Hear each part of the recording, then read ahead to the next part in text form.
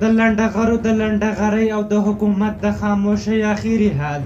نن لنډغرو کابل کې څه نخرې وکړې. ګرانو لیدونکو السلام علیکم. نن د شورا نظار د یو قومندان احمد شاه مسعود د مړینې 19 تلین و. هر کال د سنبلې په 18مه عمومي رخصت وي او پلویان یې دغه ورځ لمانځي. مشران یې دغه ورځ په غونډو جوړولو، خو نور پلویان یې بیا دغه ورځ په لنډغري او خپلسري سره لمانځي. لارو او سړکونو ته راوځي، هوایي او ځمکني ډزونه کوي او په ښار کې ویره او وحشت خپروي. که څه هم ظاهراً یې مشران د دې ډول لمانځلو سره مخالفت ښیي، خو په حقیقت کې طرفدار دي او هم دوی زمینه ورته برابروي. نن هم دغه ورځ په خورا لنډغرۍ او وحشت سره ولمانځل شوه.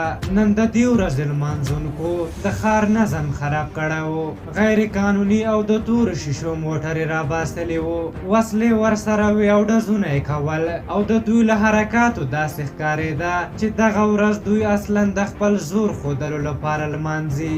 دا چې دوی په 21مه پېړۍ کې دومره جاهله دي واقعا خواشینونکې ده، خو له دې دا لا ډېره خواشینونکې ده چې د دغه څو لنډغرو د کنټرول لپاره هېڅوک نشته او یا څوک اقدام نه کوي. ځینې خلکو په امنیتي ځواکونو نیوکې کړې چې ولې د دغه لنډغرویو مخه ونه نیوله، خو د ځینو خلکو په باور داسې نه ده چې افغان امنیتي ځواکونه دومره ډارن دي او یا د دې وړتیا نه لري چې د دې لنډغرو مخه ونیسي، خو اصلا د دې واک نه لري چې اقدام وکړي. تاسو تیر کال ولیدل کله چې لنډغر وغربول شول او د لنډغرۍ مخه یې ونیول شوه. لومړنی کس چې په وړاندې غبرګون وښود د هغه وخت اجرایي رئیس عبدالله و چې حتی د امنیتي ځواکونو دا کار غیر انساني وباله. او بیا موږ تاسې وروسته ولیده چې د هغه وخت ستر امنیتي معین خوشحال سادات ته د لنډغرۍ د مخنیوي له امله څومره مشکلات پیدا شول. په هر حال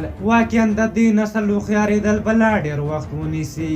تاسو بیا دغه انځور ته وګورئ چې د اماني فکر لارویان څنګه ورځ لمانځي، او دغه انځور بیا د مسعود لارویان څخه یې ویلي چې څنګه یې غروي هماغسې کربوړی، او په آخر کې د حیرانه وي چې ولسمشر غني د دغې ورځې لمانځلو لپاره 15 میلیونه افغانۍ بودیجه ځانګړې کړې وه. په هر حال تاسو د دغې موضوع په هکله څه نظر لرئ؟ خپل نظرونه مو راته په کومنټ کې ولیکئ. که زموږ ویډیو مو خوښه شوې وي ضروري لایک کړئ. تر بلې ویډیو مو په لویه بخښونکي خدای سپارم. د الله په امان.